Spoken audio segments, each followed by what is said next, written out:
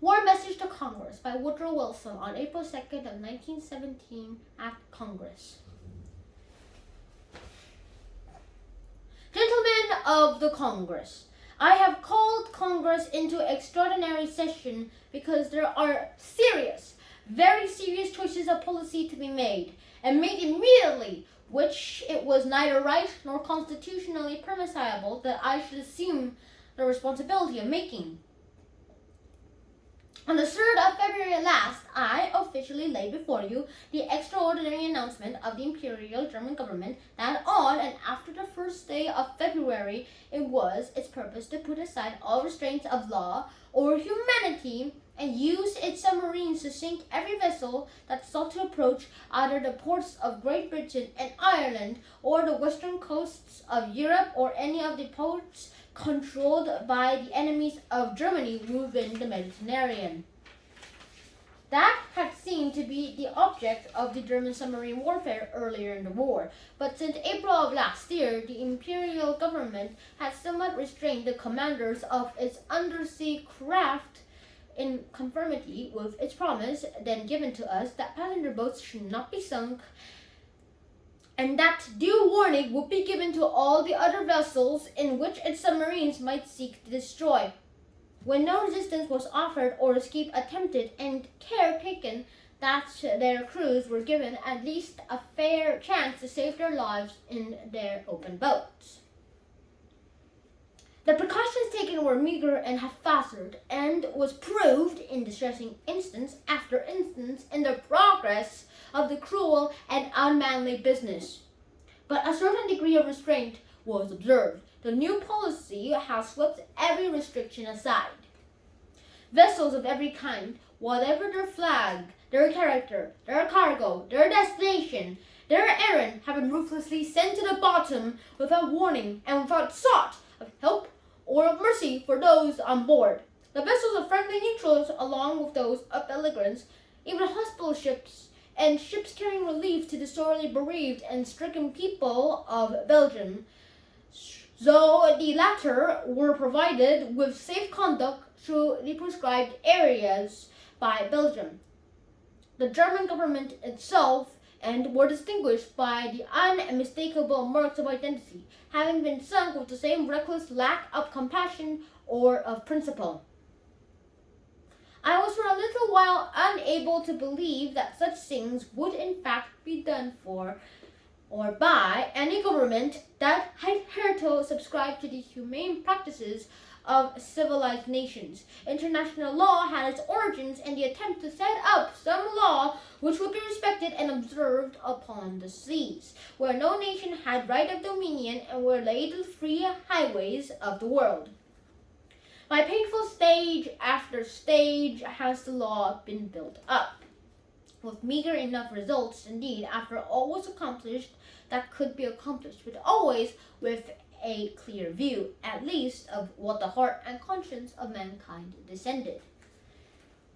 This minimum of right the German government has swept aside under the plea of retaliation and necessity, and because it had no weapons which it could use at sea except these which it is impossible to employ, as it is employing them without throwing to the winds of all scruples of humanity or a respect for the understandings that were supposed to underlie the intercourse of the world. I am not now thinking of the loss of property involved, immense and serious as that is, but only of the wanton and wholesale destruction of the lives of non-combatants, men, women, and children, engaged in pursuits which have always, even in the darkest periods of modern history, been deemed innocent and legitimate. Property can be paid for. The lives of peaceful and innocent people cannot be. The present German submarine warfare against commerce is a warfare against mankind. It is a war against all our nations. American ships have been sunk, American lives taken, in ways it has stirred us very deeply to learn of. But the ships and people of other neutral friendly nations have been sunk and overwhelmed in the waters in the same way. There has been no discrimination and challenges to all of mankind. Each nation must decide for itself how it will meet it. The choices we make for ourselves must be made with a moderation of counsel and temperateness of judgment befitting our character and our motives as a nation. We must put excited feeling away. Our motive will not be revenge or the victorious assertion of the physical might of the nation, but only the vindication of right, of human right, of which we are a single champion. When I addressed the Congress on the 26th of February last, I thought that it would suffice to assert our neutral rights with arms. Our right to use the seas against unlawful interference. Our right to keep our people safe against unlawful violence. But armed neutrality, it now appears, is impracticable because submarines are in effect outlaws when used as German submarines have been used against merchant shipping. It is impossible to defend ships against their attacks, as the law of nations has assumed that the merchantmen would defend themselves against privateers or cruisers. Visible craft giving chase upon the open sea. It is common prudence and their own circumstances, grim necessity indeed, to endeavor to destroy them before they have shown their own intention. They must be dealt with upon sight, if dealt with at all. The German government denies the right of neutrals to use arms at all within the areas of the sea which it has been prescribed, even in the defenses of rights which no modern publicist has ever before questioned the right to defend. The intimation is conveyed that the armed guards which we have placed on our merchant ships will be treated as beyond the pale of law and subject to be dealt with as pirates would be. Armed neutrality is ineffectual enough at best. In such circumstances, and in the face of such pretensions, it is worse than ineffectual. It is likely only to produce what it was meant to prevent. It is practically certain to draw us into the war without either the rights of the effectiveness of belligerents. There is one choice which we cannot make. We are incapable of making. We will not choose the path of submission and suffer the most sacred rights of our nation and our people to be ignored and violated. The wrongings against which we now array ourselves are no common wrongs. They cut to the very roots of human life.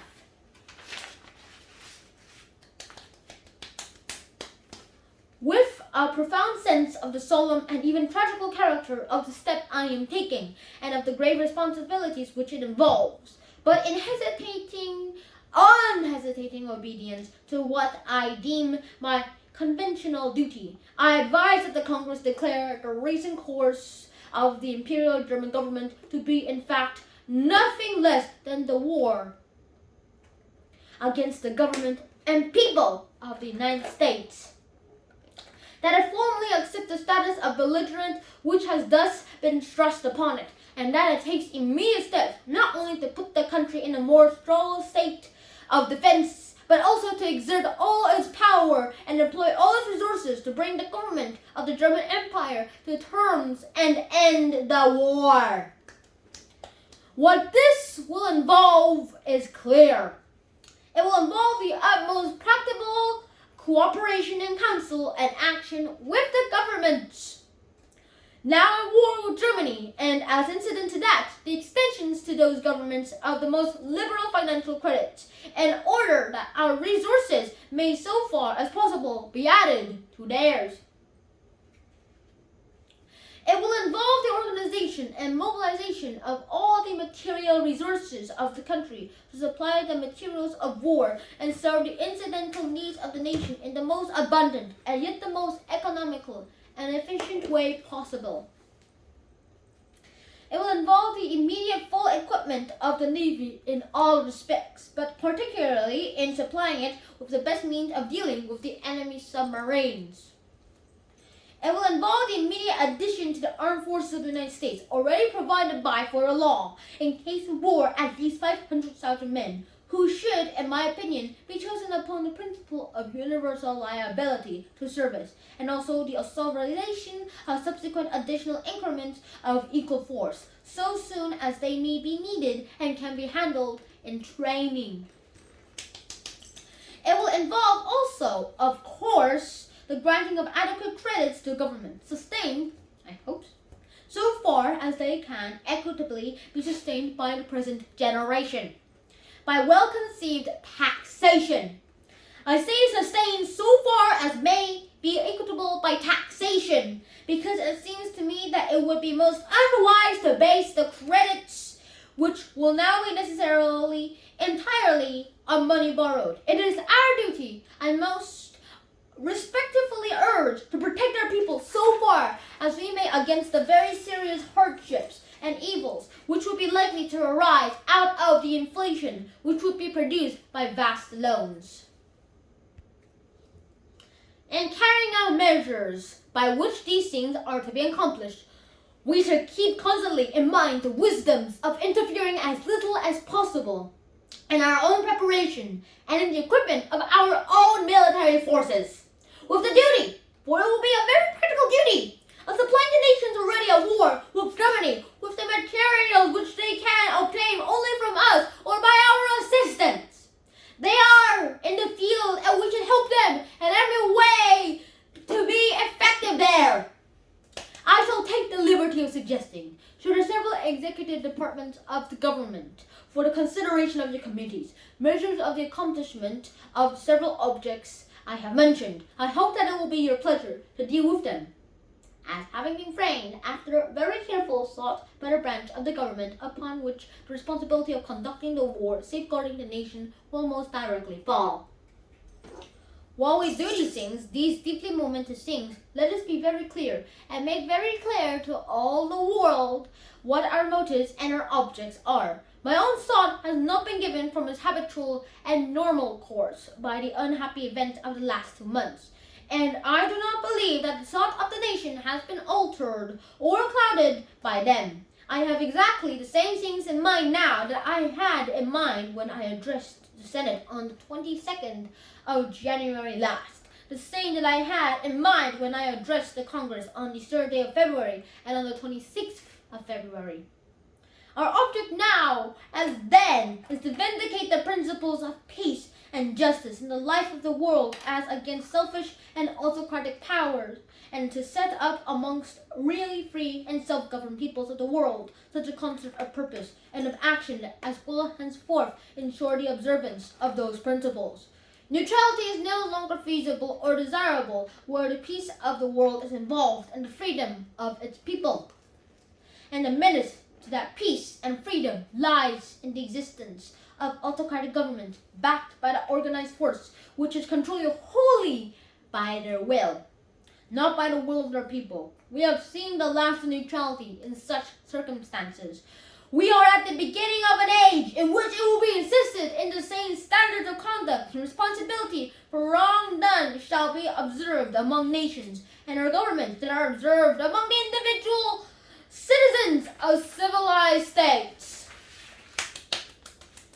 We have no quarrel with the German people. We have no feeling towards them, but one of sympathy and friendship. It was not upon their impulse that their government acted in entering this war. It was not with their previous knowledge of approval. It was a war determined upon as wars used to be determined upon in the old and happy days when peoples were nowhere consulted by their rulers and wars were provoked and enraged in the interest of dynasties or of little groups of little ambitious men who were accustomed to use their fellow men as pawns and tools. Self-governed nations do not fill their neighbor states with spy or set the course of intrigue to bring about some critical posture of affairs which will give them an opportunity to strike and make conquest. Such designs can be successfully worked out only under cover and where no one has the right to ask questions. Cunningly contrived plans of deception or aggression, carried it may be from generation to generation, can be worked out and kept for the light only within the privacy of courts or behind carefully guarded confidences of a narrow and privileged class. They are happily impossible where public opinion commands and insists upon full information concerning all the nation's affairs. A steadfast concert for peace can never be maintained except by a partnership of democratic nations. No autocratic government should be trusted to keep faith within it or observe its covenants. It must be a league of honor, a partnership of opinion. Intrigue would eat its vital away. The plottings of inner circles who could plan what they would and render account to no one with a corruption seated at its very heart. Only free peoples can hold their purpose and their understanding to a common end and prefer the interests of mankind to any narrow interest of their own. Does not every American feel that assurance has been added to our hope for the future peace of the world by the wonderful and heartening things that have been happening within the last few weeks in Russia? Russia was known by those who knew it best to have been always, in fact, democratic at heart, and all the vital habits of her thought, and all the intermediate relations of her people that spoke their natural instinct, their habitual attitude towards life. The autocracy that crowned the summit of her political structure, long as it had stood, and terrible as was the reality of its power, was not in fact Russian in origin, character, or purpose, and now it has been shaken off, and the great generous Russian people have been added in all their naive majesty and might to the forces that are fighting for freedom in the world, for justice, and for peace. Here is a fit partner for a league of honor. One of the things that has served to convince us that the Persian autocracy was not and can never be our friend is that from the very onset of the present war, it has filled our unsuspecting communities and even our offices of government with spies and set criminal intrigues everywhere afoot against our national unity of counsel, our peace within and without, our industries and our commerce. Indeed, it is now evident that its spies were here even before the war began, and it is unhappily not a matter of conjecture, but a fact proved in our courts of injustice, that the intrigues which have more than once come perilously near to disturbing the peace and dislocating the industries of the country have been carried on at the instigation, with the support, and even under the personal direction of official agents of the imperial government accredited to the government of the United States. Even in checking these things and trying to extirpate them, we have sought to put the most generous interpretation possible upon them, because we know where their sources lay, not in any hostile feeling or purpose of the German people toward us, who are no doubt as ignorant of them as we ourselves were, but only in the selfish designs of a government that did what it pleased and told its people nothing. But they have played their part in serving to convince us at last that the government entertains no real friendship for us and means to act against our peace and security at its convenience, and it means to stir up enemies against us at our very doors. That intercepted a note to the German minister at Mexico City is eloquent evidence. We are accepting this challenge of hostile purpose because we know that in such a government, following such methods, we can never have a friend. And that is the presence of its organized power, always lying in wait to accomplish we know not what purpose. There can be no assured secrecy of the democratic government of the world. We are now about to accept a gauge battle with this natural foe to liberty, and shall, if necessary, spend the whole force of the nation to check and nullify its pretensions and its power. We are glad now that we see the facts, with no veil of false pretense about them, to fight thus for the ultimate peace of the world and for the liberations of its peoples, the German peoples included, for the rights of nations great and small, and the privilege of men everywhere to choose their way of life and of obedience. The world must be made safe for democracy. Its peace must be planted upon the tested foundations of political liberty. We have no selfish ends to serve. We desire no conquest, no dominion. We seek no indemnities for ourselves, no material compensation for the sacrifices we shall cheerfully make. But we are one of the champions of the rights of mankind. We shall be satisfied when those rights have been been made as secure as the faith and the freedoms of nations can make them. Just because we fight without rancor and without selfish object, seeking nothing for ourselves, but what we shall wish to share with all free peoples, we shall, I feel confident, conduct our operations as belligerent without passion, and ourselves observe with proud punctilio the principles of right and fair play we profess to be fighting for. I said nothing of the government allied with the imperial government of Germany, because they have not made war upon us or challenged us to defend our right and our honor. The Austro-Hungarian government has indeed avowed its unqualified endorsement and acceptance of the reckless and lawless submarine warfare adopted now without disguise by the imperial German government, and it has therefore not been possible for this government to receive Kurt Tarnowski, the ambassador recently accredited to the government by the imperial and royal containment of the Austro-Hungary. But that government has not actually engaged in warfare against the citizens of the United States on seas. And I take the liberty, for the present at least, of postponing a discussion of our relations with the authorities at Vienna. We enter this war only where we are clearly forced into it, because there are no other means of defending our rights. It will be all the easier for us to conduct ourselves as belligerents in a high spirit of right and fairness, because we act without animus, not in enmity towards the people or with the desire to bring any injury or disadvantage upon them, but only ardent opposition to an irresponsible government which has thrown aside all considerations of humanity and the right and is running amok. We are, let me say again, the sincere friends of the German people, and shall desire nothing so much as the early re-establishment of the intermediate relations of mutual advantage against us. However hard it may be for them, for the time being, to believe that this is spoken from our hearts. We have borne with their present governments through all these bitter mouths because of their friendship, exercising a patience and forbearance which would otherwise have been impossible.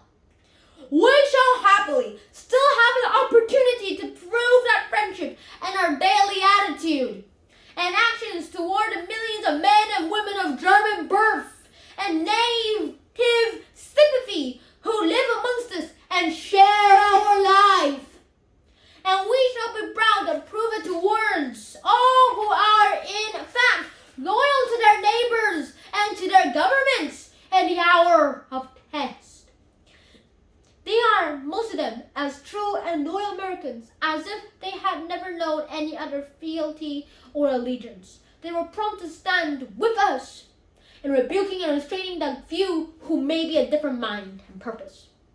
If there should be disloyalty, it will be dealt with a firm hand of stern repression. But if it lifts its head as well, it will lift it only here and there and without countenance, except from a lawless and magnificent few. It is a distressing and oppressive duty, gentlemen of the Congress, which I have performed in thus addressing you. There are, it may be, many months of fiery trial and sacrifice ahead of us. It is a fearful thing to lead this great peaceful people into war. It is the most terrible and disastrous of all wars, civilization itself seeming to be in the balance. But the right is more precious than the peace, and we shall fight for the things which we have performed in thus addressing you. We will fight for the peace that has always been nearest to our hearts. We will fight for democracy, for the right of those who submit to authority to have a voice in their own governments, for the rights and liberties of the small nations, for a universal dominion of right by such a concert of free peoples as shall bring peace and safety to all nations and make the world at last free. To such a task we can dedicate our lives and our fortunes, everything that we are and everything that we have, with the pride of those who know that the day has come when America is privileged to spend her blood and her might for the principles that gave her birth and happiness and the peace which she has treasured. God helping her, she can do no other. Thank you.